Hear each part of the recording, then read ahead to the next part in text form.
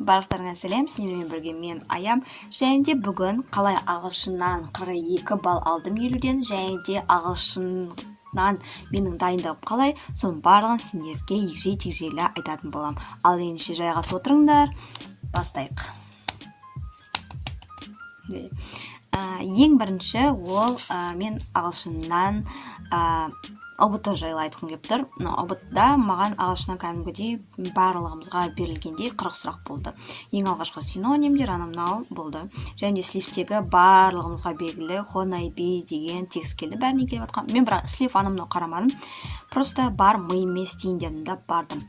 Және де белгіледім. Былай қарағанда оңай болды. Оңай тақырыптар болды. Reported speech, тағы да не жаңағы modal verbs, содан кейін көбінесе андай шақтар жайлы болды деген секілді. Reported speech-тің бір түрлері өте көп келді. Және де негізінен оңай болды, мен белгіледім, мен ойладым примерно 47 сондай алады жөнінде, бірақ білмей бір жерлерден қате кетіп, мен 42 алыппын. Соның өзіне де шүкір.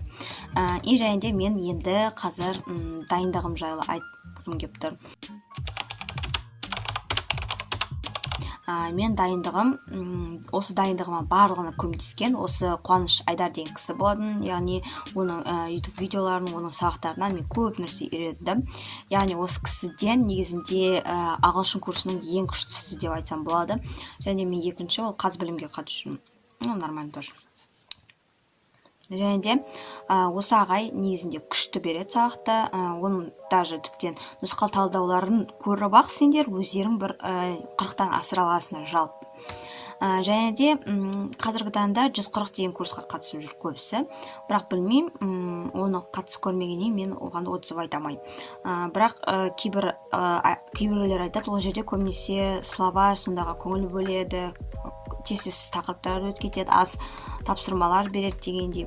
Нақтысын білмеймін, енді жамандап жатқан жоқпын, бірақ оны өздерің білесіңдер, қайсы курс күшті екен. Бірақ мен негізінде жеке өзімнің кеңесім осы Қуаныш Айдарға қатысыңдар. Оның әрбір берген сабағы, оның курс сабақтарынан қарай аласыңдар. 11 үй жұмысы деген бар, және де ары қарай элит топқа кіресіңдер. Элит топта өздерің бір тапсырмалар болады. Жалпы 3 деңгей болады, сосын 3-ші деңгейде одан әрі словарьды мықтылатуға тапсырмалар болады. Жалпы егер қатыссаңдар, еш өкінбейсіңдер, тек қана сол ағайдың айтқандарымен жүру керек. Сол арқылы осындай жетістікке жетіп отырмын мендер.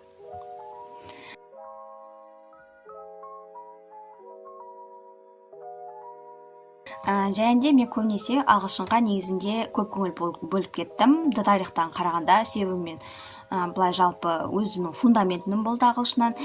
Және де мен осы жазда бастадым, тамыз айынан қателеспесем, сол қатыстым. Және де соның тапсырмаларын орындадым. Ағылшыннан көп тапсырма беріледі, бірақ ерінбей соның барлығын жасау керек, еш жерден көшірмеу керек. Ең бір маңызды кеңесім ол өз-өзіңді алдамау. Яғни көп адамдар өз-өзін алдайды, Google-дан көшіре салады, немесе андай бар ғой бір-бірінен көшіре салады дегендей, ондай негізіне өзіңді алдамау керек. Нақты өзің түсіну керексің белгілі бір тақырыптарды, және де ол тақырыпты түсінбейінше сол тапсырманы орындай беру керексің, немесе мұғалімдерден сұрай беру керексің. Сонда ғана сен осындай үлкен жетістікке жете аласың. Және де тағы бір лайфхак, Қуаныш ағайдың айтқаны бойынша, тек қана сендер белгілеген кезде мысалы нұсқа болады ғой, сендерге берілген сұрақ болғанда барлығын бірінші аудару керек.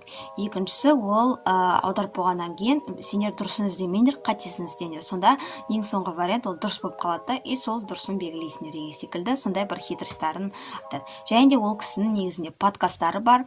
Подкасттарын тыңдасаңдар, обязательно сендер осы мотивацияларын төмендеп кеткенде, немесе сабақ оқуларын келмей кеткенде, өздеріңе күш-жігер жинап, мотивация алып, ары қарай сабақ оқуға деген желанияларын ашылады. Сондықтан да негізінде жалпы сол курсқа қатыссаңдар да, аудио нелерін тыңдасаңдар да, барлығы сендерге өте пайдалы болмақ.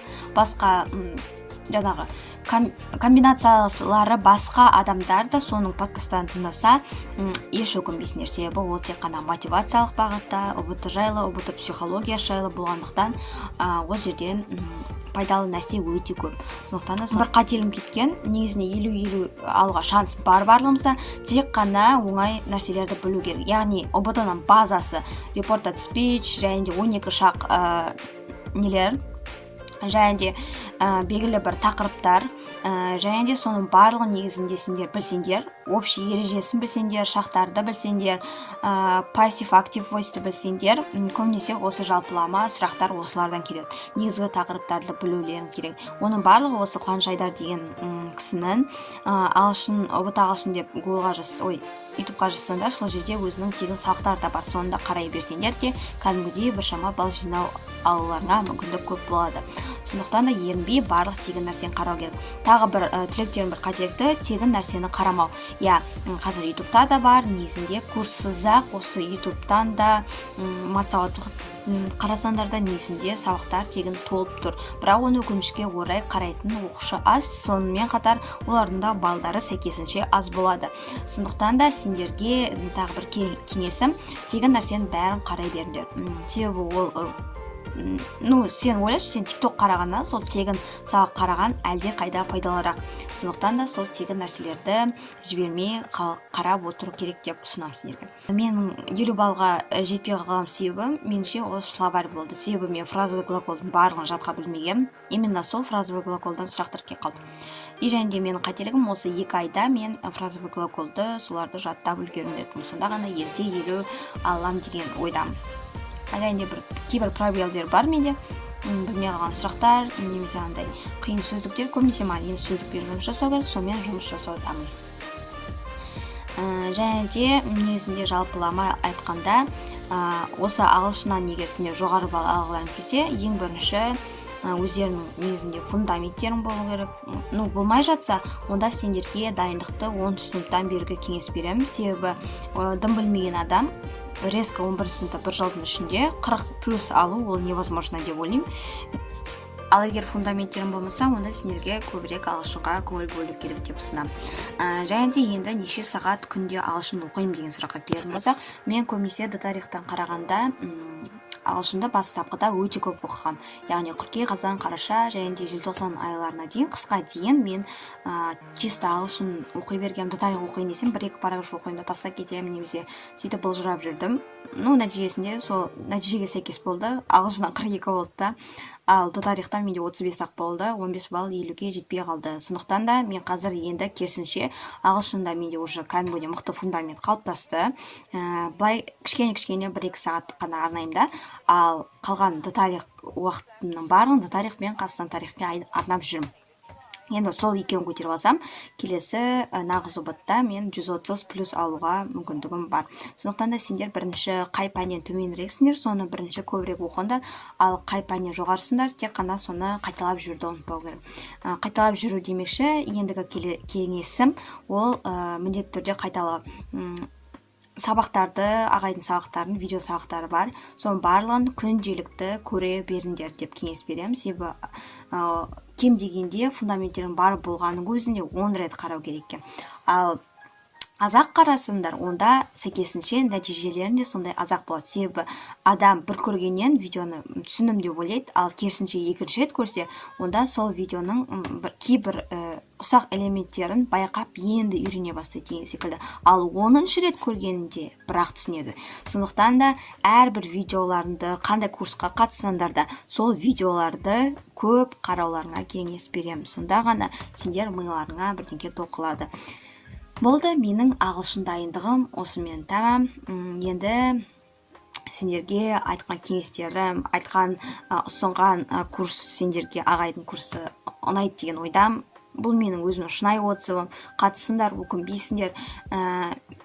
Кім ойланып жүр, қазірден бастап 10-шы сынып болсаңдар, онда сразу бірден тамызда сол ағайдың курсын алуларына кеңес беремін. Себебі тамызда бастасаңдар, өздеріңе де сол нәтижесі сондай керемет болмақ. Сондықтан да ендігі видеода кездескенше, келесі видеода тарих жайлы айтамын.